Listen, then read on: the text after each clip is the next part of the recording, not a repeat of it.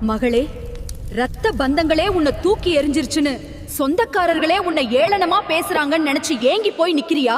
யாருக்காக நீ ரத்தத்தை வேர்வையாக்கி உழைச்சியோ அவங்களே உன்னை உதவாதவள்னு ஒதுக்கி வச்சப்போ உன் நெஞ்சு எவ்வளவு துடிச்சிருக்கும்னு எனக்கு தெரியும். ஆனா ஒண்ணு தெரிஞ்சுக்கோ, உன்னை கைவிட்ட உறவுகள் எல்லாம் உன் வாசலுக்கு வந்து பிச்சை கேட்டு நிக்கிற காலம் ஒண்ணு வரும். அன்னைக்கு நீ ஆகாயம் போல உயர்ந்து நிப்பாவங்க அண்ணாந்து பார்த்து வியப்பாங்க. நீ சிந்தின ஒவ்வொரு சொட்டு கண்ணீருக்கும் அவன் வட்டியும் முதலுமா பதில் சொல்ல வேண்டிய காலம் வந்துடுச்சு. நீ கலங்காத, துரோகிய நான் பாத்துக்கிறேன். உன்னை தூக்கி விட நான் இருக்கேன். உனக்கு வஞ்சகம் பண்ணினவங்க முன்னாடி உன்னை வைரம் போல ஜொலிக்க வைக்கிறது இந்த ஆத்தாவின் வேலை. உன் கண்ணீர்த்து துளி ஒவ்வொன்னும் முத்தா மாறி உன் தலையெழுத்தையே மாத்த போகுது. மனச தளர விடாம நேர்மையா நம்பிக்கையோட இரு, நல்லது நடக்கும். இது உன் குலதெய்வம், இந்த அம்மனோட சத்திய